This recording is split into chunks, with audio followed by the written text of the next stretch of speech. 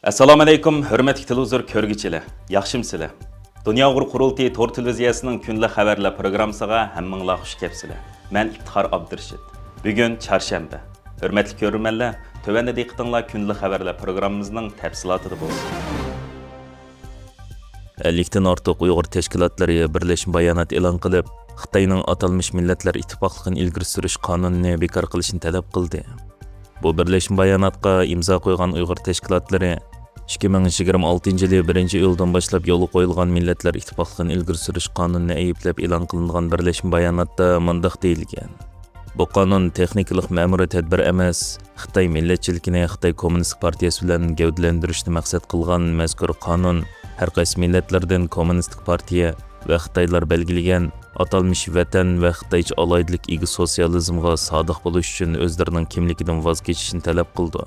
Bu ramka ostida Uyg'ur, Tibet, Mongol va boshqa Xitoy emas kimliklarning faqat birlik Xitoy millatiga singib ketish bilan mavjud bo'lishiga yo'l qo'yilgan bo'lib, bu sepi o'zidan majburiy assimilyatsiya qilishni qonunlashtirishning quroli.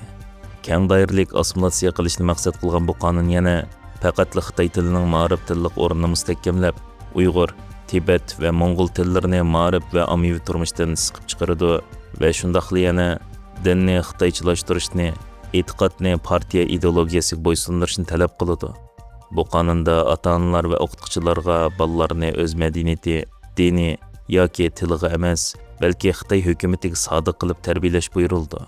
Bular hargizmi tasoddifiy ta'sir ko'rsatish emas, balki bu qonunning belgilangan maqsadi bo'lib, bularning hammasi yillardan beri bizning jamiyatimizni vayron qilgan siyosatlarga, ya'ni keng ko'lamda qamash, madaniyat va diniy vayronchilik, bolalarni oilasidan majburiy ayirishga bevosita asoslandi. Shundaqli bu qonunning 63-moddasida Xitoy chegarasining sirtida faoliyat olib berayotganlarni atalmış millatlar ittifoqligi va taraqqiyotiga buzg'unchilik qilgan shaxslar va tashkilotlar sifatida Xitoy qonuni bo'yicha qonuniy javobgarlikka tortilish mumkinligi o'tirib qo'yilgan.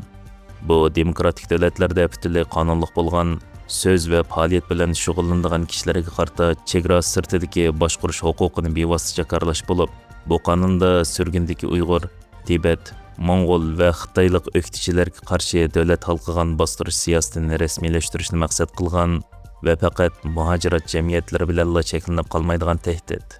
Shundaqla bu belgilamaning javobsiz qilishiga yo'l qo'ygan har qanday davlat amaliyotda Beijingning boshqarish huquqining o'z zaminiga, o'z aholisi va fuqarolarga kengayganligini qabul qilishi bo'lib hisoblanadi. Bu bir davlatning egilik huquqiga va qonunning o'ziga bevosita xiris qilishdan iborat bo'lib, xalqaroning hozirgacha bergan inkosi bu tahdidning ig'irligini isbotladi.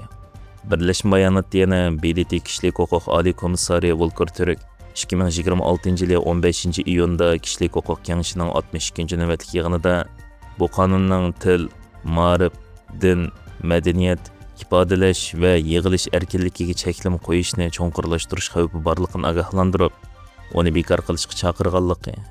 2026 yili 30 aprelda Yevropa parlamenti bu qonunni ayblaydigan qaror ma'qullab, uning millatlarning kimligini sistemlik bostirishni kuchaytirib, Yevropa ittifoqi bilan Xitoy o'rtasidagi munosabatni taqim jiddiylashtirganligini ogohlantirganligini ta'kidlab, Birlashgan Davlatlar Tashkiloti va Yevropa ittifoqining bu pozitsiyasini qarshi olganligini va buning zarur aralashishning ifodasi ekanligini, ammo endishlik bayonlarining o'zla yetarli qo'g'dash emasligini, balki ularga amal qilish kerakligi ta'kidlanib, tovandikilarni talab qilgan.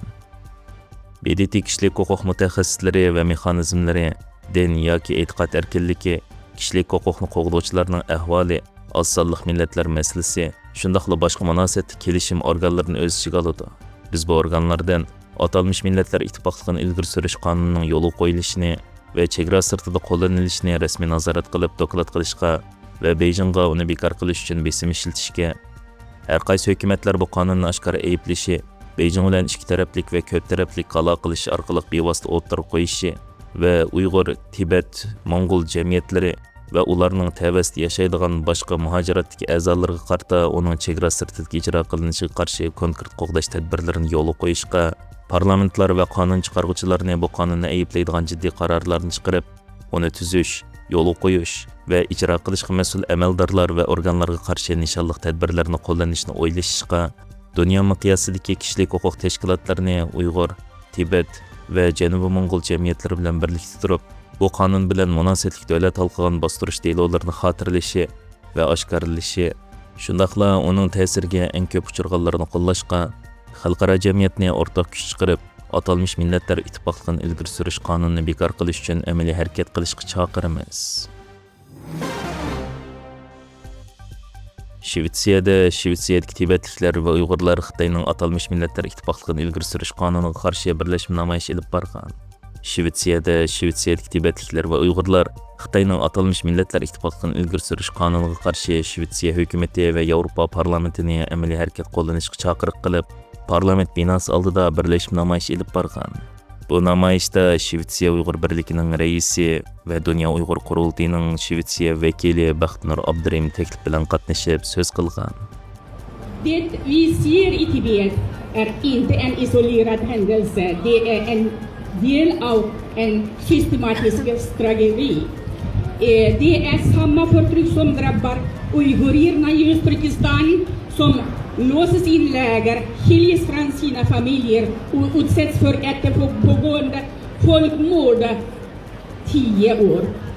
Det är samma förtryck som drabbar mongolierna i inre Mongoliet där. Hörmətli görürmənlər, yuqarı diqqətinizə günlük xəbərlər proqramımızın təfsilatını sunduq. Keyin qıtımlıq sanımızgacha görüşkiç aman bolğaysızlar. Stansiyamızın YouTube kanalına əza oluşunu unutmang. Xeyir xoş.